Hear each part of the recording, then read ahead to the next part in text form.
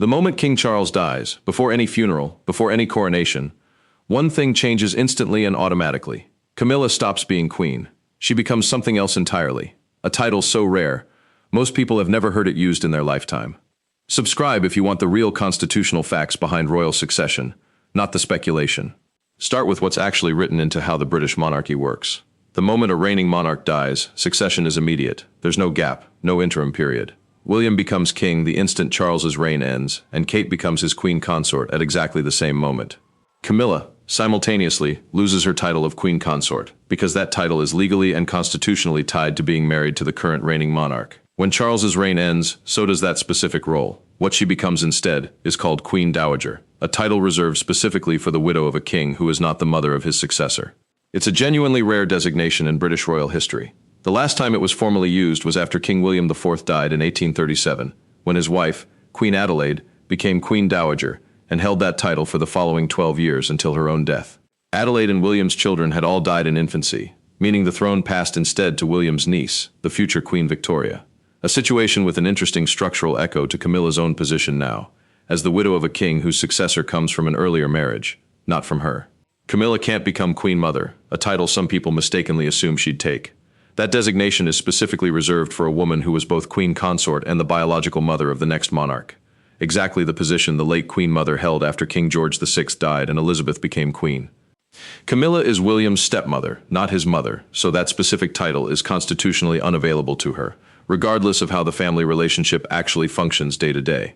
Here's where the real, confirmed facts stop and the uncertainty genuinely begins. Because almost everything else about Camilla's future role depends entirely on decisions that haven't been made publicly yet, and some of them may not even be William's to make alone. Her current workload is substantial by any measure.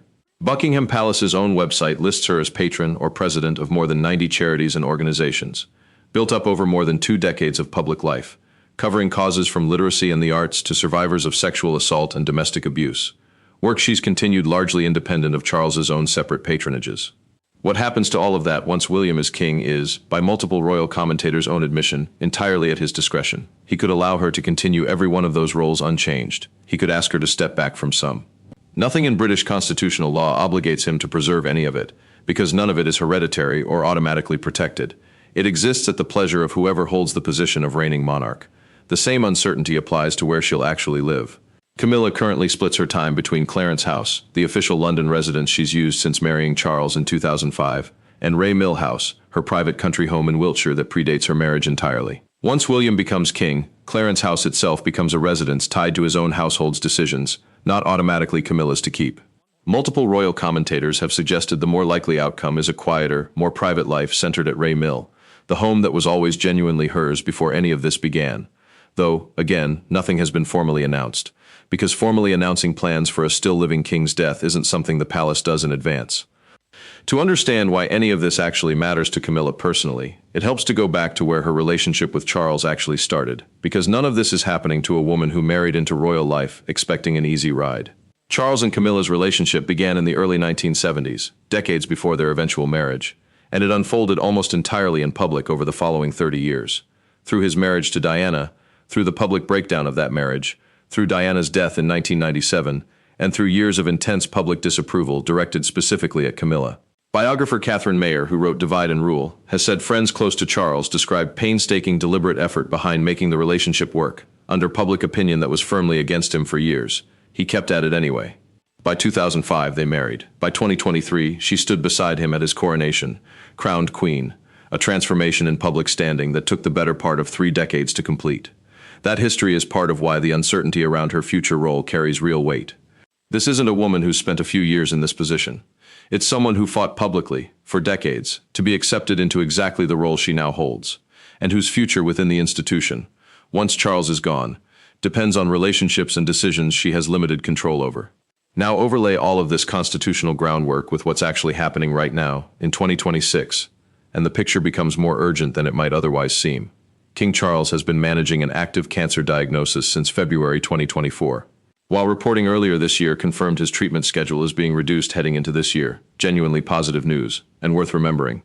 Palace officials have also been careful to clarify that his cancer is not described as being in remission, a distinction that matters enormously for how seriously succession planning is actually being treated behind the scenes right now, rather than as a distant, hypothetical future concern.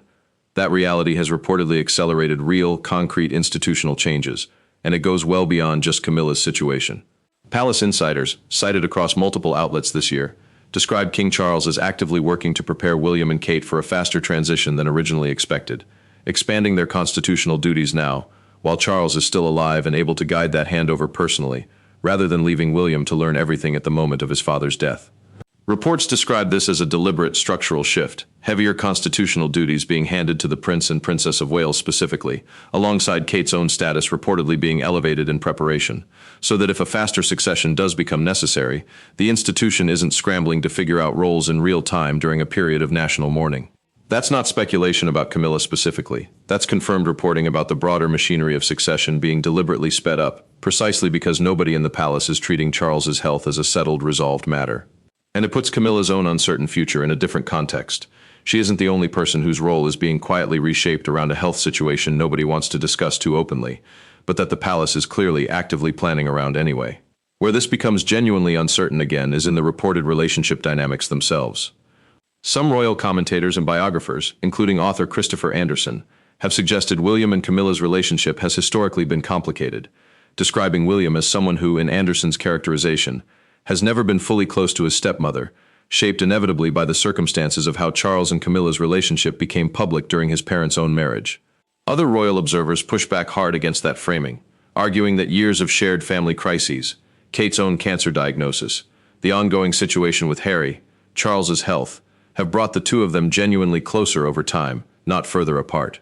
Both perspectives get cited regularly. Neither is confirmed by William or Camilla directly, and it's worth being honest that this specific piece of the story is interpretation, not established fact, however confidently individual commentators state it. What actually happens to Camilla, practically, the day William becomes king, comes down to a combination of things that are genuinely fixed by constitutional precedent: the automatic loss of the Queen Consort title, the shift to Queen Dowager, the unavailability of Queen Mother as an option, layered against a much larger set of things that are simply choices, made by William, informed by whatever relationship the two of them actually have by that point, none of which any outside commentator can predict with real certainty. She won't lose her marriage's legacy, her decades of public service record, or her place in family history the moment that transition happens.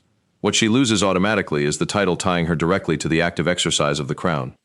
Everything else, the charities, the residences, the day-to-day role she plays in this family going forward, depends on a relationship between a king and his stepmother that the public has only ever seen in carefully managed public appearances, and almost never in the moments that will actually determine how this plays out.